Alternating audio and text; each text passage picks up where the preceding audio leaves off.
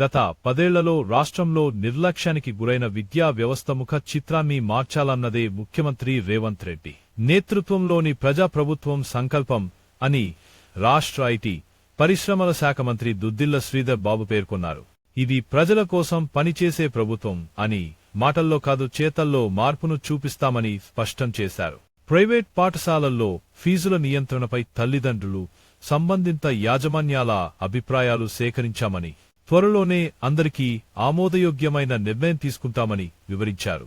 సోమవారం ఆయన అధ్యక్షతన విద్యారంగంలో సంస్కరణలు అనే అంశంపై నియమించిన మంత్రివర్గ ఉపసంఘం సచివాలయంలో తల్లిదండ్రులు, ప్రైవేట్ విద్యాసంస్థల యాజమాన్యం, విద్యా శాఖాధికారులతో సుమారు 5 గంటల పాటు సుదీర్ఘంగా భేటీ అయింది. ఈ సమావేశంలో ప్రైవేట్ పాఠశాలల్లో ఫీజుల నియంత్రణపై ప్రధానంగా చర్చించారు. అలాగే రాబోయే రోజుల్లో తెలంగాణ విద్యా వ్యవస్థ దేశంలోనే ఇతర రాష్ట్రాలకు రోల్ మోడల్గా ఉండేందుకు తీసుకోవాల్సిన కార్యాచరణపై మంత్రివర్గ ఉపసంఘం చర్చించింది. ఇతర రాష్ట్రాల అధికారులు మన దగ్గరికొచ్చి అధ్యయనం చేసేలా మార్పు తీసుకురావాలని సంబంధిత యంత్రాంగానికి సూచించింది. ప్రైవేట్ ఇంటర్నేషనల్ స్కూల్స్కు ధీటుగా ప్రభుత్వ పాఠశాలలను తీర్చిదిద్దాలన్నదే సీఎం రేవంత్ రెడ్డి సంకల్పమని ఈ సందర్భంగా మంత్రి శ్రీధర్ బాబు వివరించారు. సర్కార్ బడులపై తల్లిదండ్రుల్లో నమ్మకాన్ని పెంపొందించి వాటికి పూర్వ వైభవం తీసుకొచ్చేందుకు కృషి చేస్తామని తెలిపారు.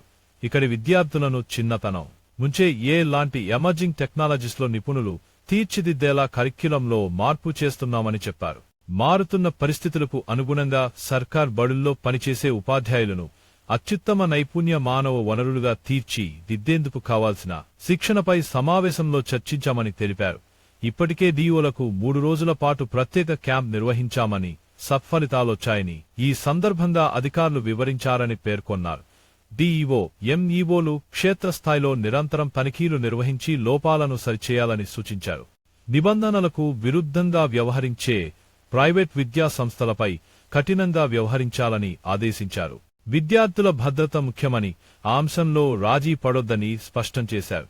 వచ్చే విద్యా సంవత్సరం నుంచి 10వ తరగతిలో గ్రేడింగ్ కొనసాగిస్తారా, మార్కులు ఇస్తారా లేదా ఈ ఏడాది మాదిరిగానే రెండింటినీ కొనసాగిస్తారా అనే అంశంపై తల్లిదండ్రులు, విద్యార్థులకు ముందు నుంచే అవగాహన కల్పించాలని విద్యాశాఖ ఉన్నతాధికారులను ఆదేశించారు. తల్లిదండ్రులను తప్పుదోవ పట్టించేలా ప్రకటనలిచ్చే విద్యా సంస్థలపై చర్యలు తీసుకోవాలని సూచించారు. రైట్ టు ఎడ్యుకేషన్ యాక్ట్ RTను తప్పనిసరిగా అమలు చేస్తామని, ఇందుకోసం ఎంత బడ్జెట్ అయినా కేటాయించేందుకు ప్రభుత్వం సిద్ధంగా ఉందని వెల్లడించారు.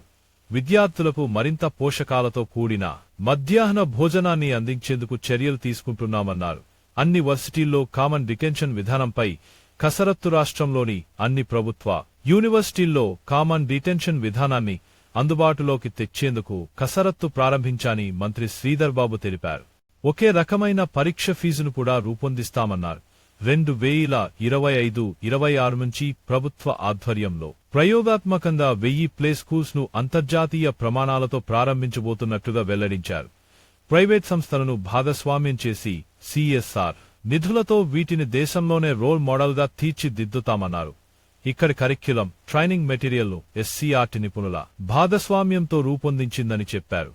సమావేశంలో సీఎం ప్రత్యేక కార్యదర్శి అజిత్ రెడ్డి, విద్యాశాఖ ఉన్నతాధికారులు యోగితా రాణా, దేవసేన, హరిత నరసింహారెడ్డి, కృష్ణాదిత్య, ట్రస్మా ప్రతినిధులు మధుసూదన్, SN రెడ్డి, HSP నుంచి వెంకట సాయినాథ్, ఇస్మా ప్రతినిధులు సునీల్ కుమార్, వైసీ చౌదరి, ముస్లిం మైనార్టీ అసోసియేషన్ నుంచి అన్వర్ అహ్మద్, క్రిస్టియన్ అసోసియేషన్ తరఫున బాలశౌరిరెడ్డి తదితరులు పాల్గొన్నారు. ఈ సమాచారం మీకు ఉపయోగపడిందా? అయితే లైక్ చేయండి, షేర్ చేయండి. ఇంకా ఇలాంటివి తెలుసుకోవాలంటే సబ్స్క్రైబ్ చేయండి. ధన్యవాదాలు.